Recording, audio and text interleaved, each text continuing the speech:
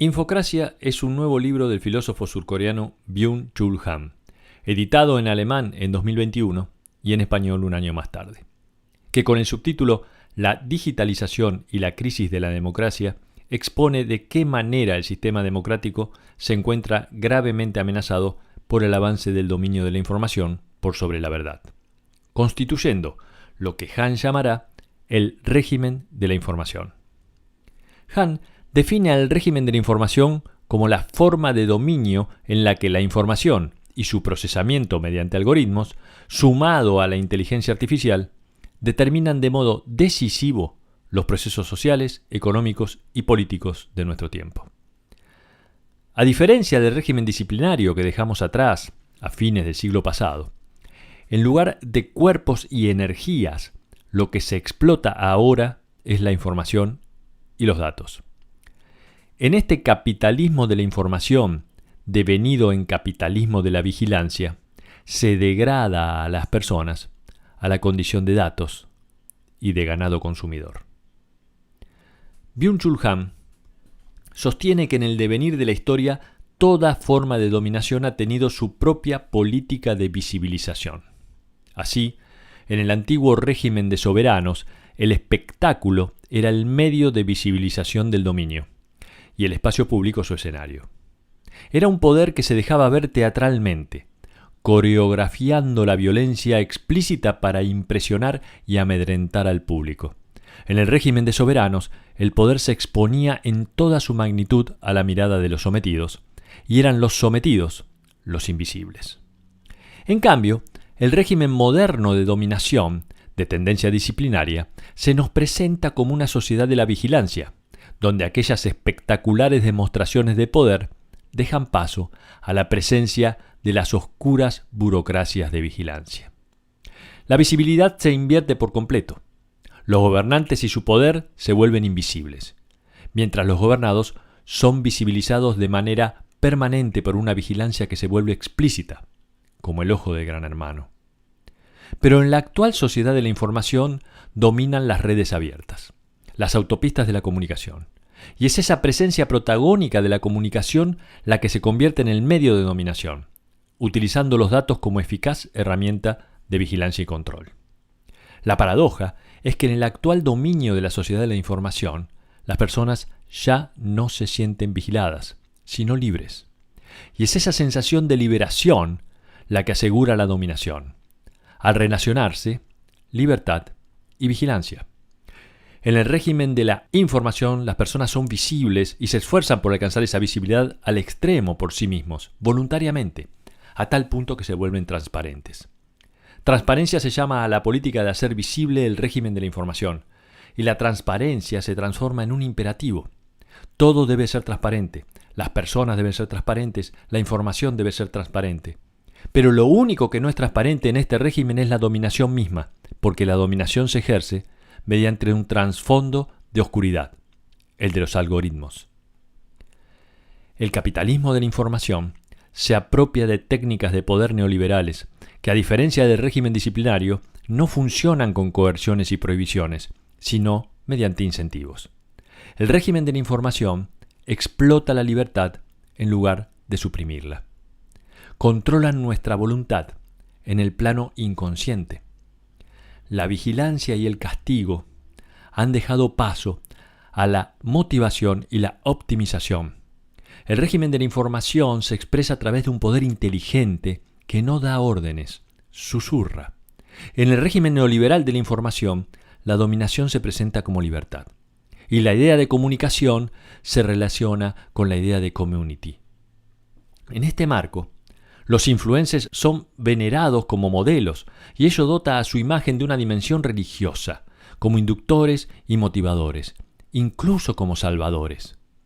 Los seguidores, como discípulos, compran los productos que los influencers dicen consumir y participan de una verdadera eucaristía digital.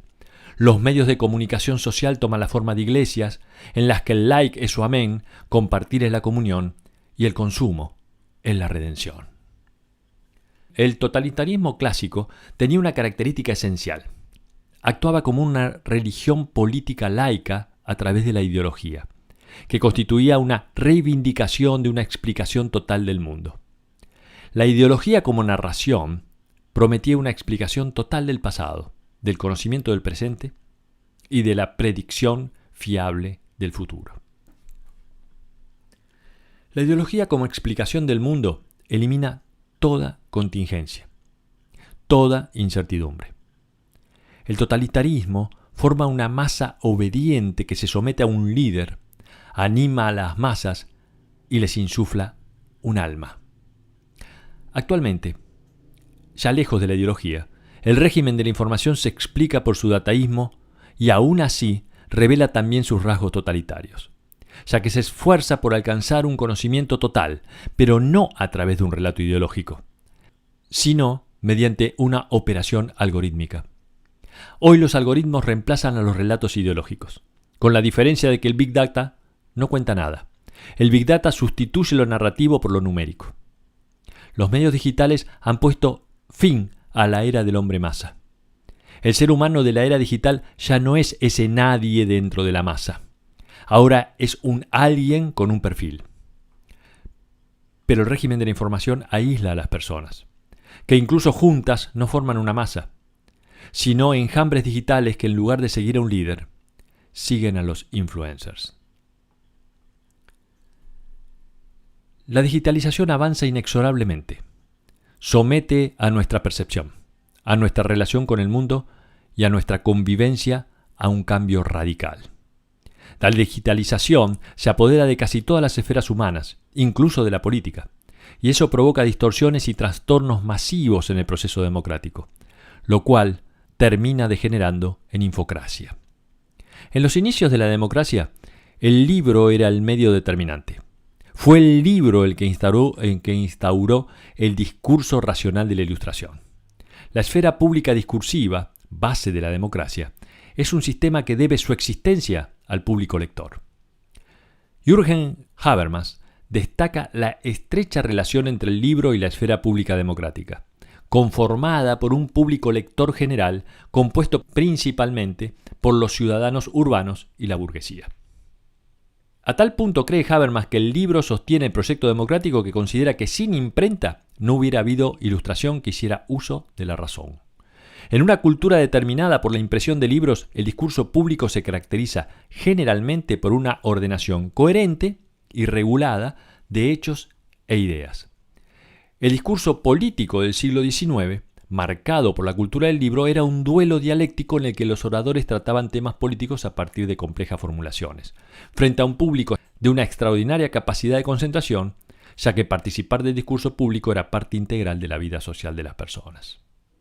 Cuando llegan los medios de comunicación electrónicos en el siglo XX, se destruye el discurso racional determinado por la cultura del libro y se genera lo que Habermas llama una mediocracia.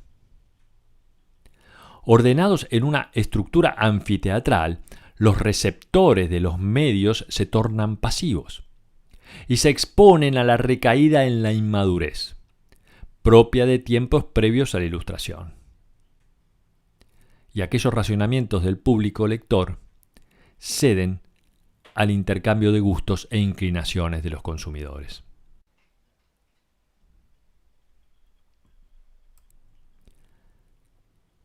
Y en la mediocracia la política también se somete a los medios, y la diversión se inserta en los contenidos políticos socavando la racionalidad. Por eso, Habermas responsabiliza a los medios de comunicación de masas del declive de la esfera pública democrática. Como afirma Neil Postman, la democracia se convierte en telecracia, con el entretenimiento como mandamiento supremo, al que también se somete la política. Del conocimiento se pasa a la distracción.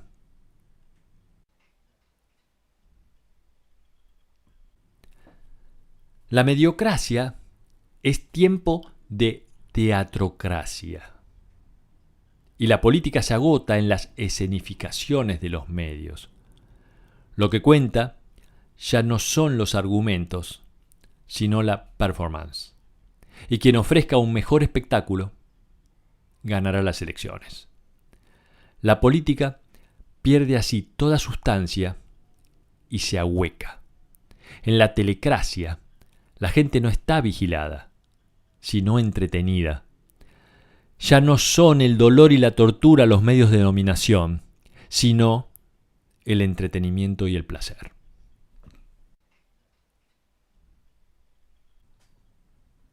El dolor pasa a estar mal visto, y las necesidades y deseos deben ser satisfechos de inmediato. La gente se obnubila por la diversión, el consumo y el placer. La obligación de ser feliz pasa a dominar toda la vida.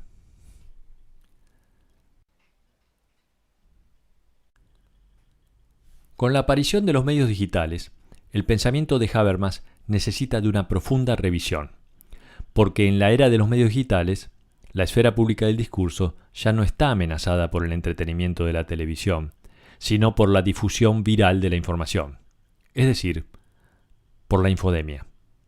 La vieja estructura anfiteatral de los medios de comunicación de masas deja paso a una estructura rizomática de los medios digitales, que carece de centro. La esfera pública se desintegra en espacios privados y como consecuencia de ello, nuestra atención se desvía y deja de enfocarse en cuestiones relevantes para la sociedad. De este modo, la democracia entra en crisis y lo hace afectando inicialmente el plano cognitivo, ya que la fabulosa aceleración de la información golpea a las prácticas cognitivas, porque las prácticas cognitivas, como son el saber, la experiencia y el conocimiento, requieren de tiempo. La información tiene un intervalo de actualidad muy reducido, fugaz, carece de estabilidad temporal y con ello fragmenta nuestra percepción. La dinámica de la información arrastra a la realidad a un torbellino de actualidad permanente. La información atomiza y fragmenta el tiempo, diferenciándose de los relatos que, a diferencia de la información, generan una continuidad temporal. Los relatos actuaban como arquitecturas ordenadoras de tiempo, estabilizadores de la vida, porque como la racionalidad requiere tiempo, se trata de una reflexión que excede al momento y se remite al pasado y al futuro. Esta extensión temporal es distintiva de la racionalidad. Pero hoy vivimos en la sociedad de la información y simplemente no tenemos tiempo para la acción racional, porque la coerción de acelerar de forma continua a la comunicación nos priva de esa racionalidad. Bajo la presión del tiempo atomizado abandonamos a la racionalidad y recurrimos a la inteligencia, porque la inteligencia tiene una temporalidad diferente a la racionalidad, ya que se orienta hacia soluciones y éxitos de corto plazo. Por eso el sociólogo alemán Niklas Luhmann observa con razón que en una sociedad de la información ya no se puede hablar de comportamiento racional, sino, en el mejor de los casos, de comportamiento inteligente. La infocracia fomenta la acción instrumental orientada al éxito.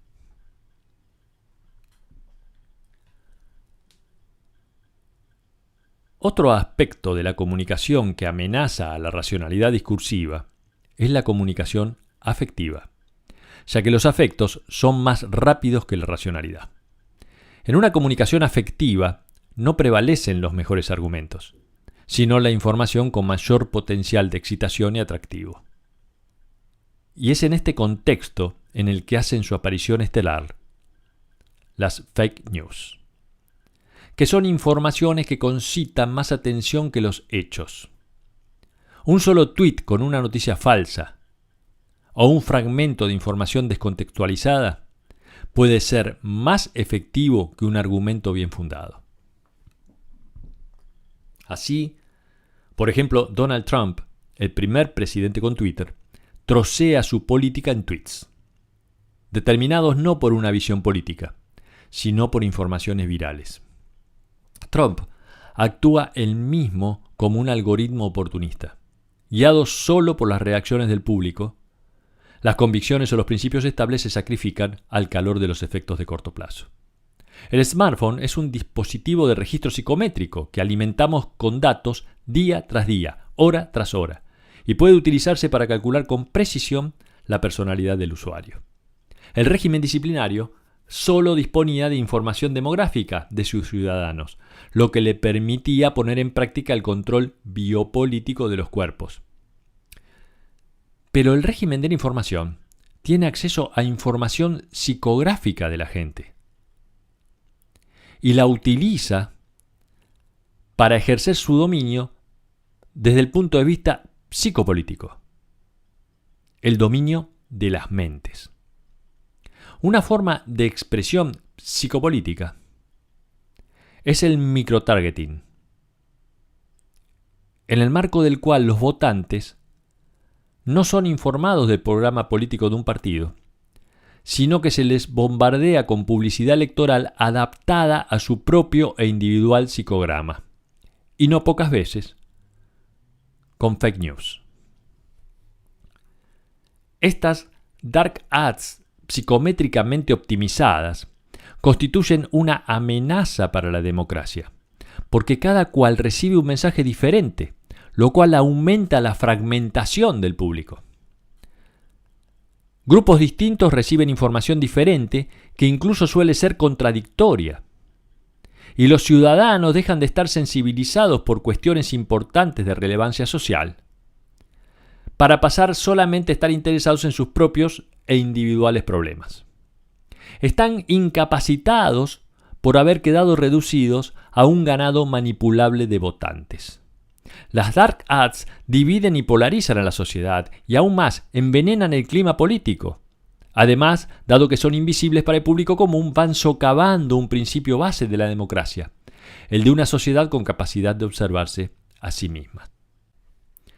En la era de los medios de comunicación de masas no existía una infraestructura para la producción masiva de noticias falsas. La televisión podría ser un reino de apariencias, pero no era una fábrica de fake news. Solo la red digital creó las condiciones estructurales previas para la aparición de las distorsiones infocráticas en el sistema democrático. La mediocracia degradaba las campañas electorales al convertirlas en una mera escenificación donde el discurso racional era sustituido por la espectacularidad del show. Pero en cambio, en la infocracia, las campañas electorales degeneran en una guerra de información. Los ciudadanos son sustituidos por robots. Ejércitos de trolls y bots difunden fake news, difamaciones y comentarios cargados de odio. Es posible que este tipo de mensajes, por sí solos, no influyan de manera directa en las decisiones de voto de la gente, pero tienen tal impacto e influencia en los ámbitos de decisión que es suficiente una pequeña cantidad de bots emitiendo sus mensajes de odio o sus noticias falsas para cambiar el clima de opinión en una sociedad. En las campañas electorales dominadas por las guerras de la información, ya no prevalecen los mejores argumentos, sino que los que marcan el sentido son los algoritmos más inteligentes. En la infocracia, en esta guerra de información, ya no hay lugar para el discurso. La democracia es un sistema que por sus características es lenta, larga y tediosa. Por eso la difusión viral de información, la infodemia, que va en sentido contrario respecto a esta particular temporalidad, perjudica al proceso democrático. Los argumentos y los razonamientos no tienen lugar en los tweets y tampoco en los memes virales. Y las noticias falsas, como son esencialmente información, y una característica propia de la información es su velocidad, fluyen más que la verdad. Porque antes que el proceso de verificación se ponga en marcha, la noticia falsa ya ha producido su efecto. Por eso el intento de combatir la infodemia con la verdad está condenado al fracaso. La infodemia es un fenómeno resistente a la verdad. Pierre Levy, en Inteligencia Colectiva, describe la posibilidad de que mediante el uso de la tecnología de comunicación emerja una democracia digital a la que él llama democracia directa. Un formato que vendría a rejuvenecer y dinamizar la osificada democracia representativa por medio de más comunicación. La idea de Levy consiste en reemplazar a la participación que pone distancia entre gobernantes y gobernados por la presencia de la participación directa a través de medios digitales. Pero Byung-Chul Han ha considerado que la democracia en tiempo real es una completa ilusión, porque los enjambres digitales, las individualidades operando detrás de los dispositivos, no dan forma a colectivos responsables y políticamente activos, sino que por el contrario, se trata de una ciudadanía que ha sido despolitizada. La comunicación en las redes sociales basada en algoritmos no es ni libre ni democrática. La comunicación digital modifica los flujos de información tradicionales, ya que la información se produce en espacios privados para ser difundida a otros espacios privados, abandonando el espacio público. Han plantea que ningún público políticamente activo puede formarse a partir de influencers y followers. Las communities digitales son una forma de comunicación reducida a mercancías. En realidad, son commodities, no son capaces de acción política alguna. Pero hay un punto fundamental dentro de este análisis, y es que no debemos suponer que la crisis de la acción comunicativa, del dominio del discurso y la racionalidad es solamente producto del cambio digital. La crisis no se trata de un mero problema técnico.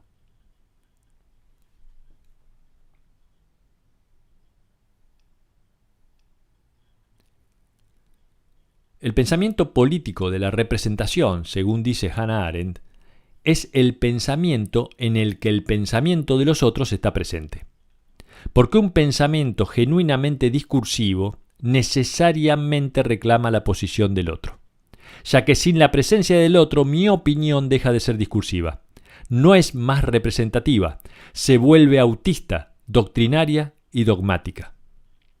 También Jürgen Habermas considera que la presencia del otro es constitutiva de la acción comunicativa.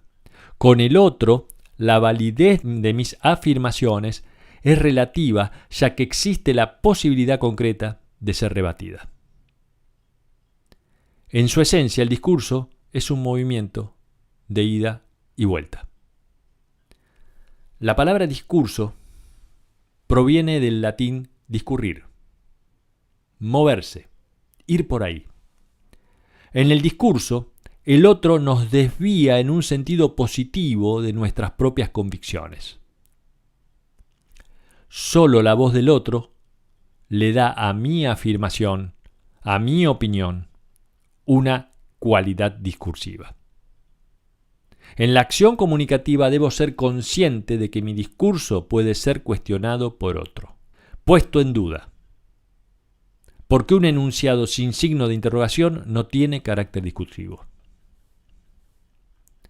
En base a este desarrollo, es que Han considera que la crisis actual de la acción comunicativa no solo se debe a la tecnología, sino al hecho de que el otro está en trance de desaparición, y es la desaparición del otro lo que genera el fin del discurso.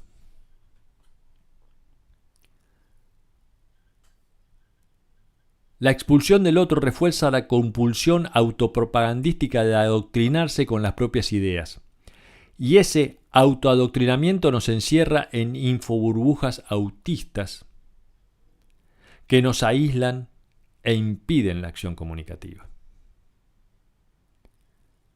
El discurso requiere separar la opinión propia de la identidad propia. Porque soy algo más de lo que opino. Pero los individuos que no poseen esta capacidad discursiva que involucre positivamente al otro, se aferran desesperadamente a sus propias opiniones, porque de lo contrario su identidad se ve amenazada. Por eso, llegado a este punto, el intento de hacerles cambiar de opinión está condenado al fracaso.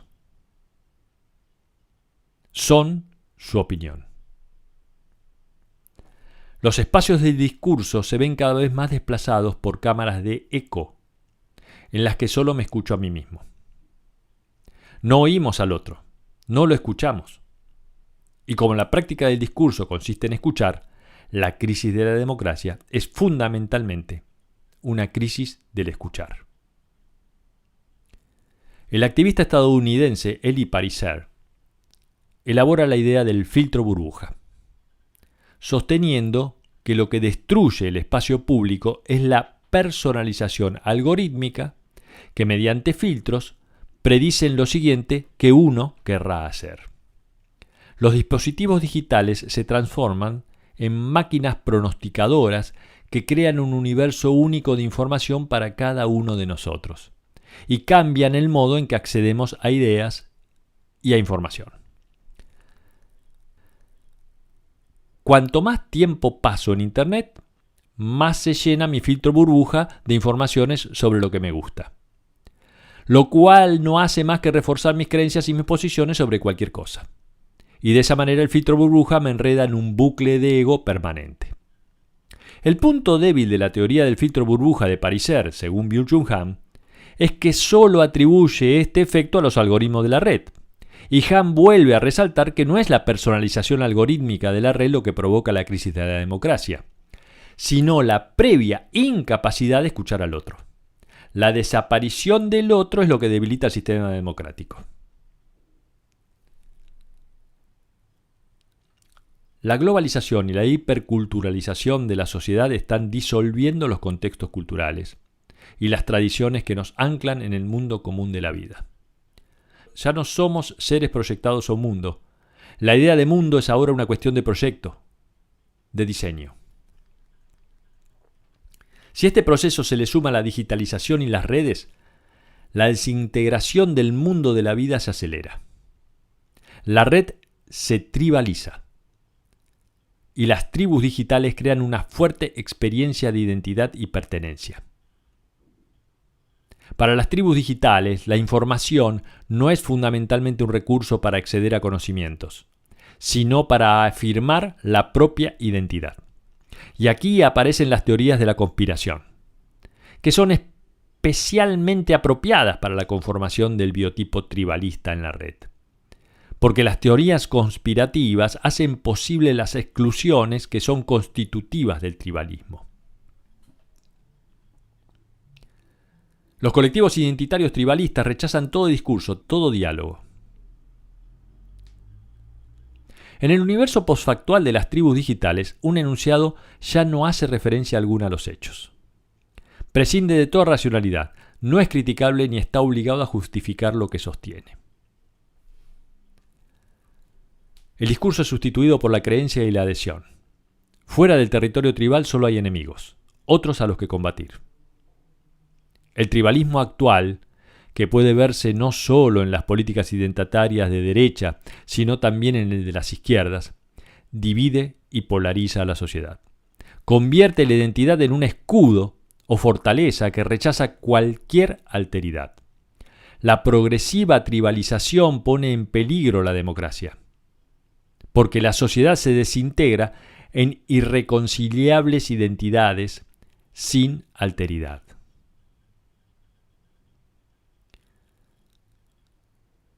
Vamos hacia una dictadura tribalista de opinión e identidad.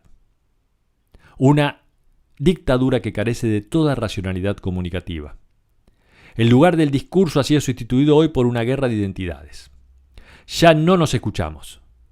Y eso es un déficit democrático esencial porque escuchar es un acto político que crea un nosotros. La democracia se trata en definitiva de una comunidad de oyentes, y la comunicación digital como comunicación sin comunidad destruye la política, basada en escuchar. Porque en la comunicación digital solo nos escuchamos a nosotros mismos. Un nuevo nihilismo se extiende en nuestros días. Y no se trata de la caída de creencias religiosas o valores tradicionales perdiendo validez. Ya hemos superado ese nihilismo que Nietzsche caracterizó con su Dios ha muerto. El nuevo nihilismo del siglo XXI es fruto de las distorsiones patológicas de la sociedad de la información y se alza cuando perdemos la fe en la propia verdad. En la era de las fake news, la desinformación y las teorías conspirativas, La realidad y las verdades fácticas se han esfumado. La información circula ahora desconectada de la realidad, en un espacio hiperreal. Se ha perdido la creencia en la facticidad. Vivimos en un universo desfactificado. Y junto a las verdades fácticas, desaparece también el mundo común compartido. A pesar de su radicalismo, cuando Nietzsche abordaba la idea del nihilismo, apuntaba a la verdad, pero no pretendía su destrucción. Para Nietzsche, la verdad es una construcción social que hace posible la convivencia humana. Se necesita una verdad compartida. Toda vida humana se vuelve insegura cuando la verdad convención no tiene ya ninguna validez, porque la verdad actúa como un regulador y estabilizador social, razón suficiente para que la sociedad humana necesite de esa convención que es la verdad. La verdad ejerce una fuerza centrípeta, una atracción que mantiene unida a la sociedad. Pero actualmente observamos que la fuerza centrífuga de la información, que fragmenta, tiene un efecto destructivo sobre la cohesión social. Si Nietzsche tuviera la oportunidad de mirar a la sociedad de hoy, sería aún más radical en su crítica, porque observaría que hemos perdido por completo la voluntad por la verdad. Y la disminución de esa voluntad disgrega a la sociedad y la desintegra en tribus, entre las cuales no es posible ningún entendimiento. El nuevo nihilismo no significa que la mentira se hace pasar por la verdad.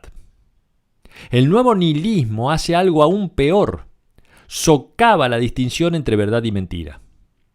Cuando una persona miente de manera consciente, se opone a la verdad, pero al oponerse la reconoce como tal.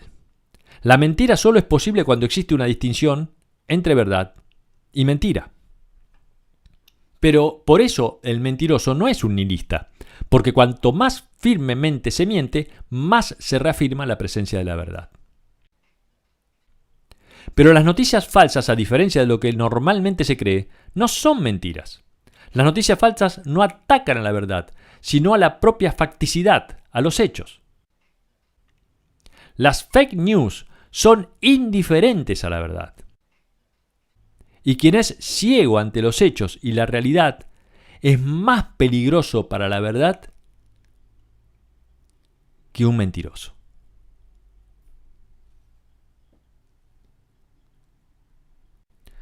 La información por sí sola no explica el mundo. Llegando a un punto crítico incluso puede oscurecer esa explicación. Recibimos la información con la sospecha de que su contenido podría ser diferente. Y cuanto más informaciones distintas recibimos, mayor es la desconfianza que nos crea. Vivimos en una sociedad de la desconfianza. La verdad hoy no es algo frecuente y en muchos sentidos se opone a la información, porque la información crea una ambigüedad estructural básica, a diferencia de la verdad cuya presencia elimina la contingencia y la ambivalencia. Y cuando la verdad se eleva a la categoría de relato, incluso proporciona sentido y orientación.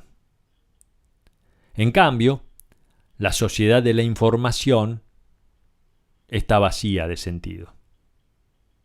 Un vacío que explica la transparencia. En ese vacío, hoy estamos bien informados, pero desorientados. La información es aditiva y acumulativa. La verdad, en cambio, es narrativa y exclusiva. La verdad es algo más que una información correcta. Es en última instancia una promesa. Como lo expresan las palabras bíblicas, yo soy el camino, la verdad y la vida. Incluso la verdad discursiva, en el sentido de Habermas, tiene una dimensión teleológica. Es la promesa de alcanzar un consenso razonable sobre lo que se dice. La finalidad de la verdad es la unidad y la cohesión. Por eso la crisis de la verdad es siempre una crisis de la sociedad. Sin verdad, la sociedad se desintegra por completo. Y en una sociedad fragmentada, lo único que le ofrece unidad son las relaciones económicas instrumentales. Así, todos los valores humanos se transforman en valores económicos y comerciales. La sociedad y la cultura se van mercantilizando. La mercancía, finalmente, ha sustituido a la verdad.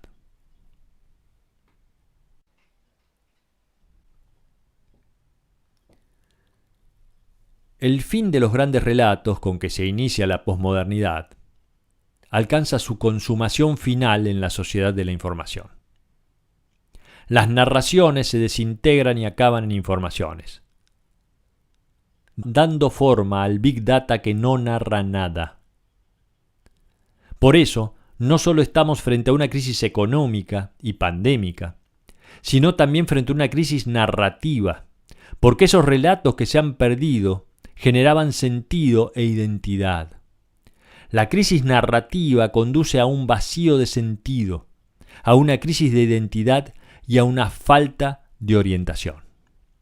Quizás el único sustituto a esa ausencia de sentido son las teorías conspirativas como formas de microrrelato, y por eso actúan como recursos de identidad y significado.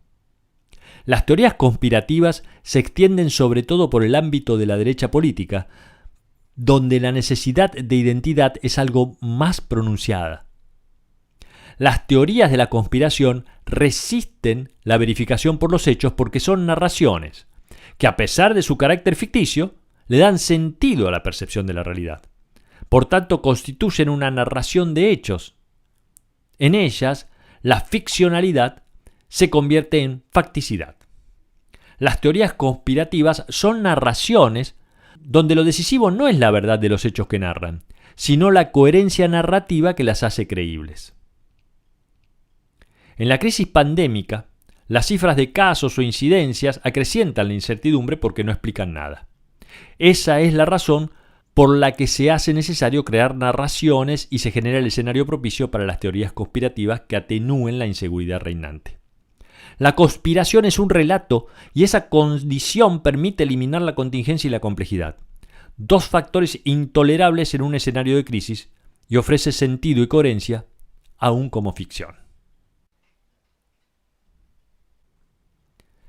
Michel Foucault, en una de sus últimas conferencias, expuso que la democracia se guía por dos principios: la isegoría y la parresía.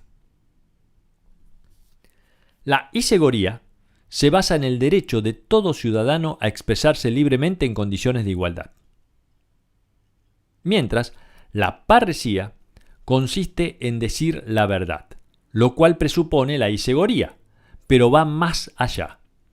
Permite a los individuos no solo dirigirse a otros, sino decirle lo que piensan y lo que consideran cierto. La parresía obliga a los individuos que actúan políticamente a utilizar un discurso racional, un discurso de verdad, porque la parresía crea comunidad, y eso la hace esencial para la democracia, que se mantiene viva mientras se ejerce la parresía. Por el contrario, en el Estado totalitario, construido sobre una total mentira, ejercer la parresía, decir la verdad, es un acto revolucionario. La parresía como acto de valentía para decir la verdad es la acción política por excelencia. Por ello, la verdadera democracia es consustancial a lo heroico, porque requiere de aquellas personas que se atreven a decir la verdad, aún a costa del riesgo de hacerlo. Solo la libertad de decir la verdad crea una verdadera democracia. Sin esa libertad, la democracia deriva en infocracia, porque la infocracia puede prescindir de la verdad.